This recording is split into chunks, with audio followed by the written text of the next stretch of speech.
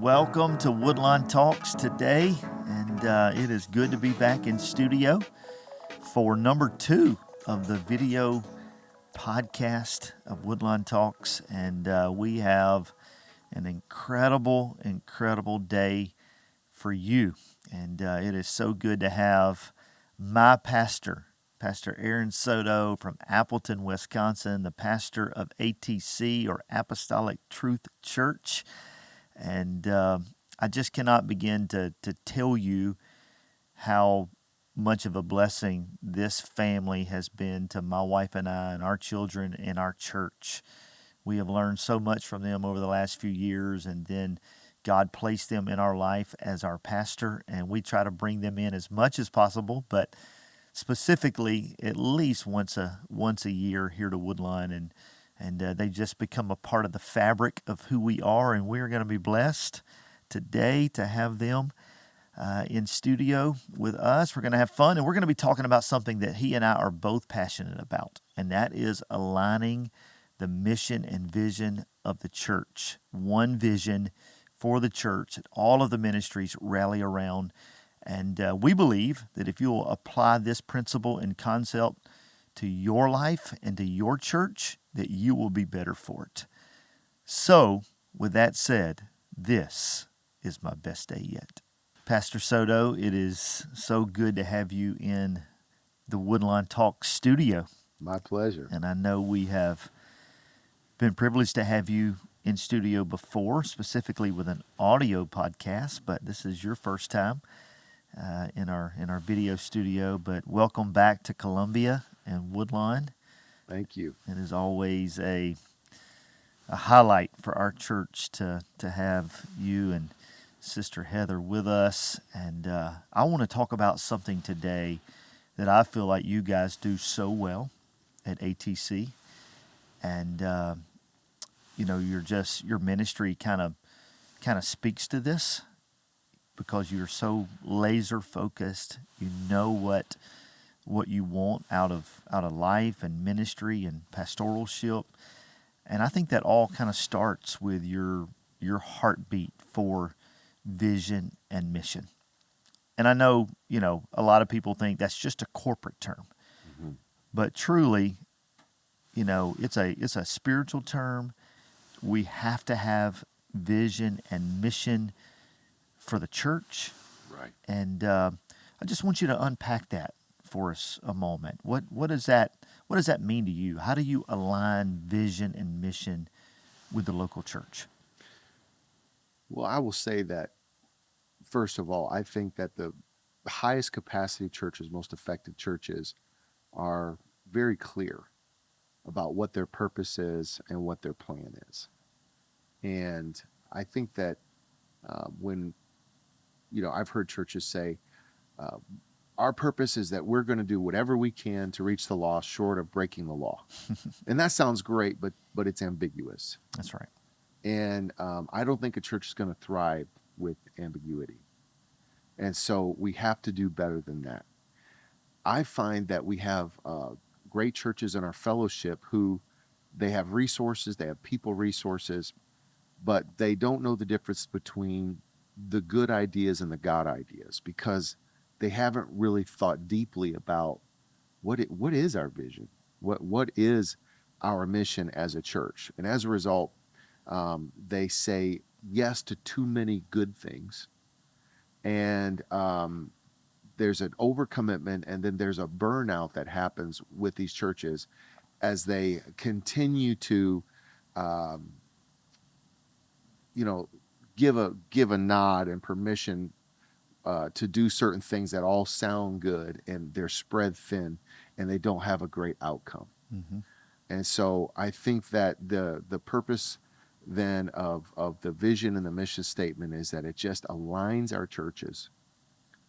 It aligns our church, our resources, and our leaders around a clear direction. With that said, you talk a lot about mission and vision. What is the difference in your estimation of those two, and how does a church distinguish between those and clarify right. what each are? Yeah, that's a great question. To me, the vision of the church is the high level purpose of the church, and the mission is the high level plan of the church. Okay. And so a vision is a clear mental picture of what should be, and then the mission is the plan of how it will be. Okay. And so, and by the way, even Satan has a vision statement and a mission statement. And Jesus quotes Satan's vision statement in John 10:10, steal, kill, destroy. Right? That's the vision. And then the Apostle Paul quotes his mission statement, the how, in 1 Peter 5:8. He says he's walking about seeking whom he may devour. And so he's looking for collaboration. I'm going to find out who I can collaborate with. That's good. So I can execute. So hell is aligned around a vision and a mission statement. You had referenced earlier about, is this a corporate thing? And I think that sometimes the secular world backs into things that just happen to be true. And they're smart enough to consolidate and make that a high level practice. And Jesus came that we might have life and have it more abundantly. And you talk about the laser focus of Jesus' life and his ministry, and everything he did contributed to that outcome. And so I don't believe that having a vision, a mission statement is corporate. I believe it's essential, it's imperative to advance kingdom priorities. I know a few years ago we made a conscious effort, in fact in 2014, that we were going to establish what the vision was of Woodlawn, and we began to just say, hey, we're gonna unashamedly pronounce and declare every single year that the vision doesn't change. The vision is the same year in, year out. I love that. Every ministry idea is filtered through the vision statement. And we used to, like so many others, we would declare a new theme every single year. And so, I mean, it was almost like a herky-jerky, kind of ministry mindset, right, that we had at Woodlawn. We're this one year and this one year. And when we begin to rally around, the vision of Woodlawn, we exist to restore community by building Christ-centered families. The church knows it. We declare it from the pulpit very often. I teach it. I preach it. And it has just made the biggest difference. And I want to ask you, like, how does a pastor or a leadership team take it from the wall that you're going to put on the wall, and how do you live that out in reality? Like, how do they get that into the hearts of the people? Right. I want to go back to what you just said a second ago about these annual themes, which I'm not against an annual theme, but if the annual theme is a substitute for your mission and vision statement and it changes every year, you're going to have a very difficult time getting momentum with that. And some people have asked me this question: doesn't your church get bored with your no-grow show, mission? And I'm very quick to tell them, knowing Jesus Christ, growing in Jesus Christ, and showing the love of Jesus Christ and getting people to that place is our Everest. It's our Everest. We're scaling this. We've been at this for 10 plus years now, and we haven't summited. We are still aligning our church, and we're still working to these outcomes, and we're still working to foster these outcomes in our church community, in our new disciples. And so I salute you for going after it and getting that focus. How does it become more than a mission statement that's just exists on the wall, or a statement on the wall? And I appreciate you saying that, because I think that we have to be careful to understand that there's a difference between stated and lived priorities.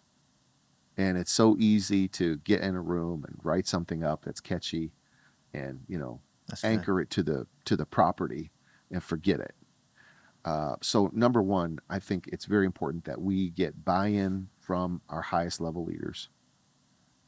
And let's be clear that this isn't just a cut and paste mission vision statement because you saw it somewhere, but to get it from the throne. That's right. And get it for the context of your church community and your city. So get it from the throne, get agreement with God, then get agreement with your highest level leaders, and bring to them possibly a rough draft of what God's been saying to you, and get it so that it's memorable and portable. So, and then bring it to your church family. And I would take a few weeks to unpack this direction and get your church to the point where everybody can pitch it. I love it. Everybody can repeat it. And then now we have to do the hard work of anchoring this to our ministry portfolio. And this becomes difficult because some of our ministries are going to have a reset to align with this mission and this outcome. And good. then some We've ministries. Had the same scenario at Woodlawn. Our kids ministry has come alongside of the vision of the church. Our student ministry, they've aligned themselves as well. Yeah, so it's a reset, and then some ministries get a loving funeral. Expound on that. Because this is a good idea, but not the God idea for our church. That's good. It's hard, and I think we have to do that prayerfully, and maybe that's not the first thing we do. Maybe we phase that ministry out. But I do know that, I know that when we brought our No Grow Show vision forward, there were a few things that were off purpose. They were out of scope. And so we had to change a couple of things. So you've been with your current vision at ATC, you said, for 10 years? Plus, yeah, maybe 11 now. Would you say that there is a lifespan on a vision, or is it just after you feel like you've accomplished that, or is I've never even thought about that question until I just asked it, but right. Does a vision have an expiration date? That's a really good question. I know there are seasons for churches. I have a hard time imagining it because I'm living with a holy discontent. We have not arrived. We have not accomplished this mission. And so, and I'll give you an example.